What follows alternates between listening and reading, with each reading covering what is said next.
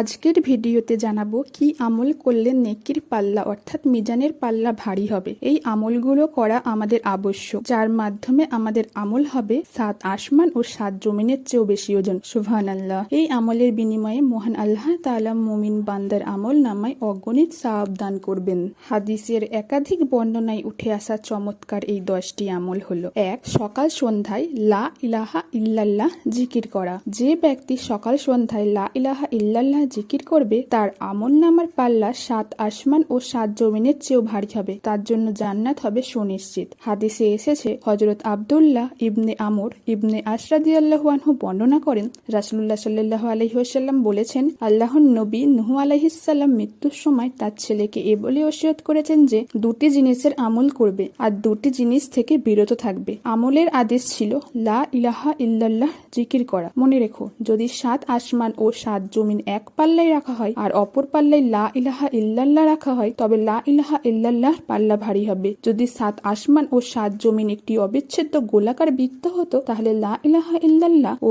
সুবহানাল্লাহি ওয়া বিহামদিহি সবকিছুকে চূর্ণ বিচূর্ণ করে ফেলতো। ইহা প্রতিটি জিনিসের দোয়া এবং এর মাধ্যমে সৃষ্টিরাজি রুজি পেয়ে থাকে। আর তোমাকে নিষেধ করি শিরক ও অহংকার থেকে। হযরত আনাস রাদিয়াল্লাহু আনহু বর্ণনা করেন, রাসূলুল্লাহ সাল্লাল্লাহু আলাইহি ওয়াসাল্লাম বলেছেন, কিয়ামতের দিন আল্লাহ তাআলা বলবেন, হে মুহাম্মদ সাল্লাল্লাহু আলাইহি ওয়াসাল্লাম, সৃষ্টির মধ্য থেকে আপনার উম্মতের এমন ব্যক্তিকে জান্নাতে প্রবেশ করান যে ব্যক্তি একদিন হলেও ইখলাসের সঙ্গে এ সাক্ষ্য দিয়েছেন যে আল্লাহ ছাড়া কোনো ইলাহ নাই এবং সে এর উপর মৃত্যুবরণ করেছে।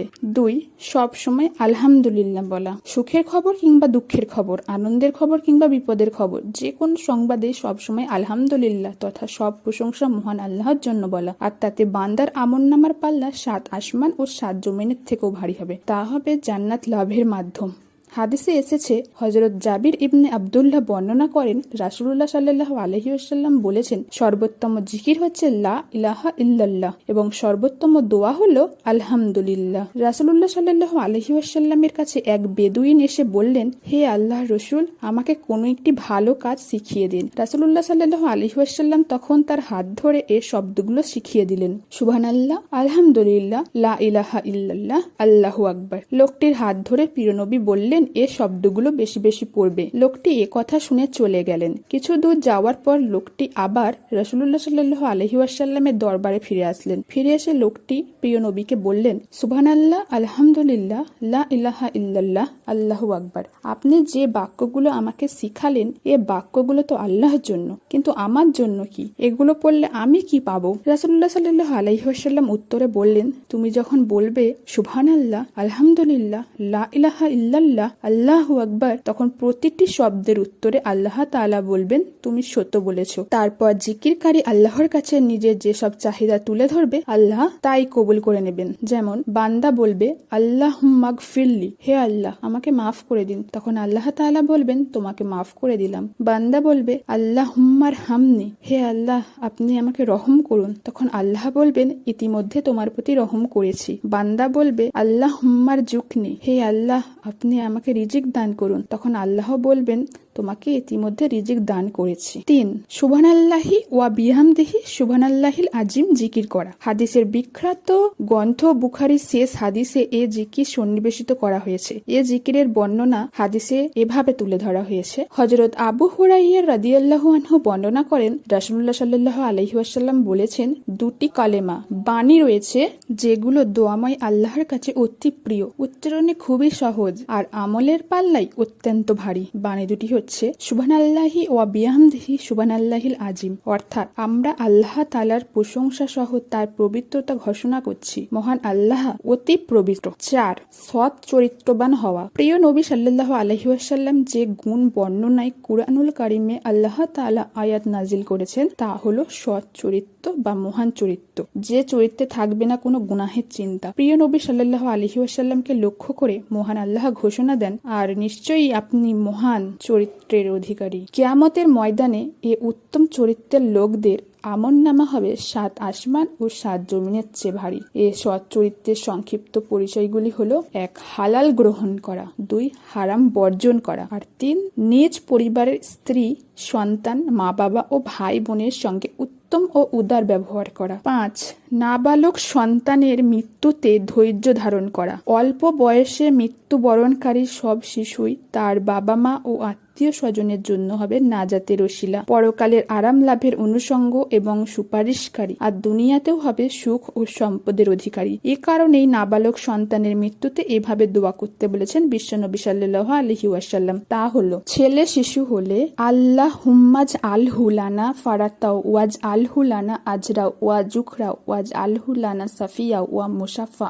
মেয়ে শিশু হলে আল্লাহ হুম্মাজ আলহা লানা ফারাতাও ওয়াজ আলহা লানা আজরা ওয়া জুখরা ওয়াজ আলহা লানা সাফিয়াতা ওয়া মুসাফা।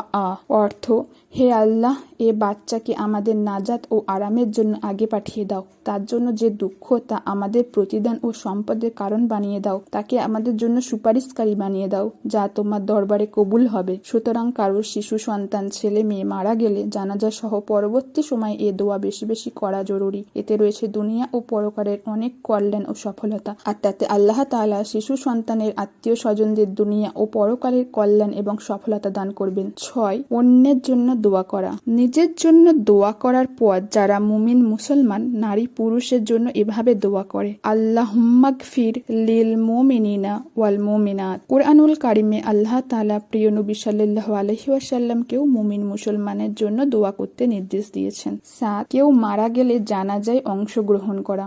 জানাজায় অংশগ্রহণে রয়েছে অনেক সওয়াব ও কল্যাণ। হাদিসের বর্ণনায় উঠে এসেছে, হযরত আবু হুরায়রা রাদিয়াল্লাহু আনহু বর্ণনা করেন, নিশ্চয়ই রাসূলুল্লাহ সাল্লাল্লাহু আলাইহি ওয়াসাল্লাম বলেছেন, যে ব্যক্তি কোনো মৃত মুসলিম ব্যক্তির জানাজায় ঈমানের সঙ্গে সওয়াবের আশায় শরীক হয় এবং জানাজা ও দাফন পর্যন্ত থাকে, ওই ব্যক্তি 2 কেরাত নেকি পাবে, আর প্রতি কেরাত হচ্ছে উহুদ পাহাড়ের সমান। আর যে জানাজা পরে দাফনের আগে ফিরে যাবে, সে 1 কেরাত নেকি নিয়ে বাড়ি ফিরবে। 8. সাদগা করা। দান সদগা করা তা একটি খেজুর কিংবা একটি খেজুরের গাছ হলেও। হাদিসে এসেছে, রাসূলুল্লাহ সাল্লাল্লাহু আলাইহি ওয়াসাল্লাম বলেছেন, খেজুরের একটি অংশ দান করে হলেও তোমরা জাহান্নামের আগুন থেকে বেঁচে থাকার চেষ্টা করো। 9. রাগ না করা। দুনিয়ার স্বার্থের ঊর্ধ্বে উঠে নিজেদের রাগ থেকে বিরত থাকা। এই রাগ করা হবে মহান আল্লাহর জন্য, দুনিয়ার কোনো স্বার্থে নয়, তবেই এই রাগ পরকালের আমলনামায় কয়েক গুণ ভারী হবে। হাদিসে এসেছে, হযরত আবু হুরায়রা রাদিয়াল্লাহু আনহু বর্ণনা করেন, এক ব্যক্তি রাসূলুল্লাহ সাল্লাল্লাহু আলাইহি ওয়াসাল্লামকে বলল, আমাকে কিছু উপদেশ দিন। রাসূলুল্লাহ সাল্লাল্লাহু আলাইহি ওয়াসাল্লাম বললেন, রাগ করো না। লোকটি বারবার রাসূলুল্লাহ সাল্লাল্লাহু আলাইহি ওয়াসাল্লামের কাছে উপদেশ চায়, আর রাসূলুল্লাহ সাল্লাল্লাহু আলাইহি ওয়াসাল্লাম বলেন, রাগ করো না। যেহেতু রাগ দমন করা অত্যন্ত কঠিন কাজ, আর যে ব্যক্তি তা করতে সক্ষম হবে সে দুনিয়া ও আখিরাতে কামিয়াব। রাগ দমনকারীদের প্রশংসায় আল্লাহ বলেন, যারা নিজেদের রাগকে সংবরণ করে আর মানুষের প্রতি ক্ষমা প্রদর্শন করে তারাই মুহসিন বা সৎকর্মশীল। বস্তুত আল্লাহ সৎকর্মশীলদেরই ভালোবাসেন। 10. দিনের পথে দাওয়াত। আল্লাহর পথে অন্যকে ডাকা বা আহ্বান করা। যে ব্যক্তি মানুষকে মহান আল্লাহর পথে ডাকে বা আহ্বান করে, সে ব্যক্তির আমলনামা হবে 7 আসমান ও 7 জমিন থেকে ভারী। সুতরাং মুমিন মুসলমানের উচিত উল্লেখিত চমৎকার 10টি আমল যথাযথভাবে পালন করা। এর বিনিময়ে মহান আল্লাহ তাআলার কাছে দুনিয়ার সফলতা ও পরকালের চূড়ান্ত মুক্তির চেষ্টা করা। আল্লাহ তাআলা মুসলিম উম্মাহকে উল্লেখিত আমলগুলো যথাযথভাবে পালন করার মাধ্যমে দুনিয়া ও পরকালের কল্যাণ ও সফলতা লাভ করার তৌফিক দিন। আমিন। আজকের ভিডিওটি এই পর্যন্তই। ভালো লাগলে অবশ্যই শেয়ার করবেন এবং নতুন হলে চ্যানেলটি সাবস্ক্রাইব করে পাশে থাকবেন।